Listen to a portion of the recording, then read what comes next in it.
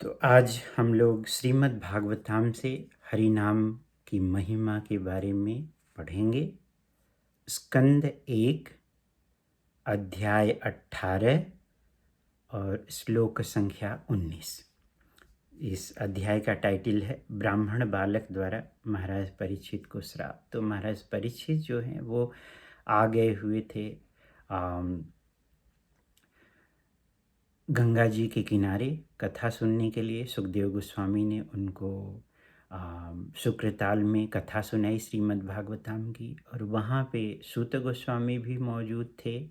और उसके बाद फिर नैमिषारण्य में सारे ऋषियों ने जो है मिल कर के कलयुग के लिए कौन सा सबसे बेस्ट वरदान है उसके बारे में डिस्कशन कर रहे थे।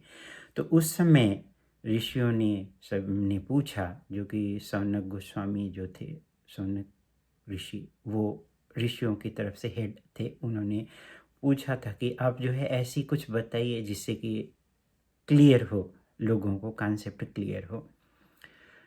तो फिर सूत गोस्वामी ने बोला कि मैं ऐसी कथा कहने जा रहा हूँ जिससे कि सब कोई भी प्यूरिफाई हो सकता है। भगवद गीता में भगवान कृष्ण बोलते हैं कि इसको कोई किसी भी परिवार में, निम्न कुल में जन्मा हुआ हो या फिर उच्च कुल में, या स्त्री हो या पुरुष हो या चांडाल हो, इससे कोई लेना देना नहीं है।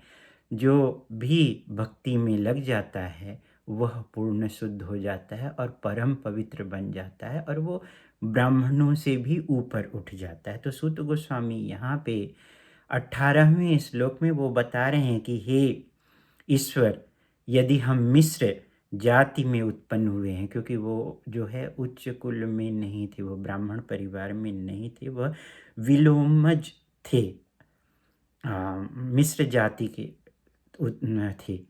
फिर भी वो बोल रहे हैं कि जैसे ही मैं सुखदेव गोस्वामी के व्यास देव के कांटेक्ट में आकर के भगवान के नाम का कीर्तन शुरू कर दिया तो शुद्ध हो गया। तो वो वही बोल रहे हैं कि हमें ज्ञान से उत्पन्न उन महापुरुषों की सेवा करने तथा उनका अनुगमन करने से ही जन्म अधिकार प्राप्त हुआ। ऐसे महापुरुषों से बातचीत करने से ही मनुष्य निम्न कुल में जन्म होने के कारण उत्पन्न अवगुणों से तुरंत ही निर्मल हो जाता है। तो उसके आगे का जो श्लोक है वो बहुत ही बढ़िया श्लोक उन्होंने बोला हुआ है। कुतः पुनः गृणतः नाम तस्य महत्तम एकांत परायणस्य यह अनंत शक्ति भगवान अनंतः महत्गुणत्वात् यम अनंतम आहु। तो यहाँ पे जो इसका ट्रांसलेशन है वो ये है कि और उनके विषय में क्या कहा जाए जो महान भक्तों के निर्देशन में अनंत के पवित्र नाम का कीर्तन करते हैं। उनकी असीम कृपा है जो भगवान जो शक्ति में असीम और गुणों में दिव्य हैं, वे अनंत कहलाते हैं। तो ये यहाँ पे भगवान के हरि नाम के जप की महिमा का वर्णन यहाँ पे सूत गोस्वामी बोल रहे हैं कि उनके विषय में क्या कहा जाए जो भगवान के भक्तों के निर्देशन में रह करके भगवान के नाम का कीर्तन करते हैं, पवित्र नाम का कीर्तन करते हैं। तो कुछ लोग बोलते हैं कि सिर्फ ब्राह्मणों का ही अधिकार है, लेकिन ऐसा नहीं है। भक्ति जो है सबसे ऊपर है, इस पे सबका अधिकार है, चाहे वो उल्टा हो, चाहे वो निम्न परिवार में हो, चाहे वो चांडाल हो, चाहे वो कितना भी बड़ा पापी हो। पापी से पाप कब खत्म होगा? जब वो भगवान के संपर्क में आएगा। जैसे कि कोई बीमारी है तो बीमारी को शुद्ध करने के लिए जब वो कोई मेडिसिन लेगा तो फिर ऑटोमेटिक वह शुद्ध होता है। जैसे कि मान लीजिए कि कोई आजकल इन्फेक्शन चल रहे हैं, बहुत तेज़ी से कोविड का प्रॉब्लम चल रहा है, उसका उपचार क्या है? जिसमें बताया गया है कि हमें प्रॉपरली सैनिटाइजेशंस करना है, हाथ को और अपने को पूरी तरह से सैनिटाइज किया जाए। तो जो भगवान जो है वो उनका जो नाम है, भगवान और भगवान के नाम में कोई अंतर नहीं है। तो जो भगवान का नाम है वो इस तरह से सैनिटाइज़ करता है कि हमारे अंदर से सारे पाप को ख़त्म कर देता है। पाप ही नहीं, बल्कि पाप करने की प्रवृत्ति को भी ख़त्म करके हमको पूर्ण रूप से शुद्ध कर देता है। कैसे? जैसे कि लोहा शुरू में आके कांटेक्ट में आने पे वो गर्म होता है और बाद में वह जो है आग बन जाता है।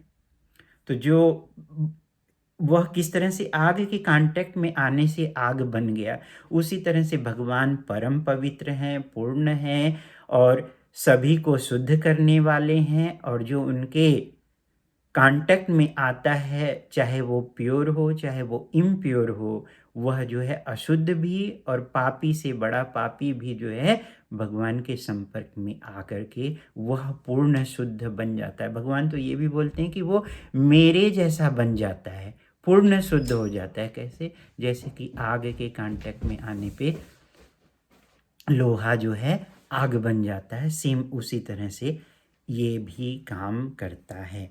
तो इसके लिए अब यही कि जो भगवान के भक्तों के, उत्तम भक्तों के कांटेक्ट में आकर के अगर जप कर रहा है, तो ये सबसे मोस्ट इम्पॉर्टेंट है। क्योंकि हमें जो परंपरा दी गई है, परंपरा जो 4 परंपराएं हैं, उन परंपरा में रह करके भगवान के नाम का जप करना है। तो वही बात यहाँ पे बोल रहे हैं कि जो महान भक्तों के निर्देशन में अनंत के पवित्र नाम का कीर्तन करते हैं, उनकी असीम, जिसकी असीम शक्ति है, मतलब भगवान की असीम शक्ति के द्वारा। तो भगवान अनंत हैं, दिव्य हैं, और भगवान के नाम में कोई अंतर नहीं है।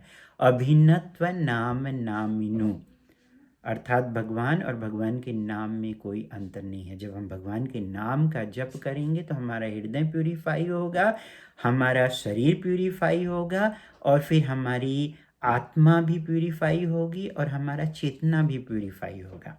और वो कैसे होगा?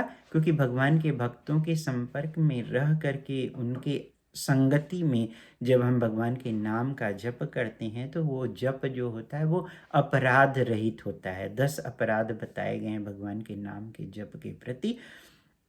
तो जब महान भक्तों की संगति में जब हम जप करते हैं, तो ये जप अपराध रहित होता है, और फिर हम जो है तुरंत ही उच्च पद पर उठ सकते हैं, अर्थात पवित्र हो सकते हैं।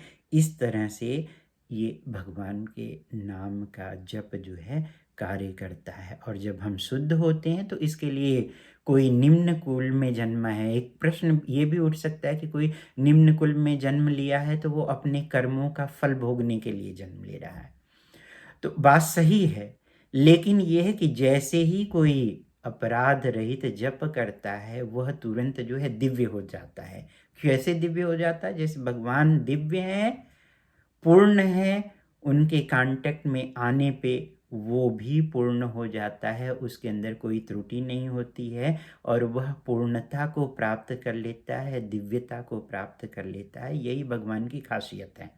तो वही सूत गोस्वामी यहाँ पे बोल रहे हैं कि हम तो व्यासदेव और सुखदेव गोस्वामी की संगति में रह करके हमें ऐसा सौभाग्य प्राप्त हुआ, नहीं तो हम तो निम्न कुल में जन्म लिए हुए थे, वो ब्राह्मण में जन्म नहीं लिए हुए थे। और उनको सारे ऋषियों ने सुना है, सूत गोस्वामी को नैमिषारण्य में जब वो कथा किए हैं, तो बड़े से बड़े ऋषि लोग वहाँ उपस्थित थे, मुनि लोग उपस्थित थे, सभी लोग जो है, लेकिन सभी ने भगवत कथा उनसे सुनी। इसका मतलब ये है कि भक्ति सर्वश्रेष्ठ है, वो किसी जाति से कोई लेना देना है, परिवार से, निम्न कुल से कोई लेना देना नहीं है। चाहे वो कितना ही बड़ा पापी हो, वह भगवान की भक्ति कर रहा है, भक्तों की, शुद्ध भक्तों की संगति में, तो वह पवित्र हो जाता है और पूर्ण हो जाता है, दिव्य हो जाता है। ये भगवान के नाम के जप की खासियत है। तो यहीं पे हम स्टॉप करते हैं, और आप सभी लोगों को बहुत सारी शुभकामनाएं। अच्छा लगे तो इसको शेयर करते चलिए, यूट्यूब पे सब्सक्राइब करिए आप लोग, और लोगों को बताइए ताकि इसका फ़ायदा उठा सकें। और ये हरि नाम सप्ताह चल रहा है इस्कॉन के द्वारा 17 सितंबर से लेकर के 23 सितंबर तक, जो कि विश्व हरि नाम सप्ताह मना रहे हैं। तो इसी के उपलक्ष्य में आज हम हरि नाम के महिमा के बारे में बात कर रहे हैं। Hare Krishna. Thank you very much. वाञ्छाकल्पतरुभ्यश्च कृपा सिन्धुभ्येव च पतितानां पावनेभ्यो वैष्णवभ्यो नमो नमः। अनंत कोटि वैष्णव वृंद की जय। ऑनलाइन भक्त वृंद की जय।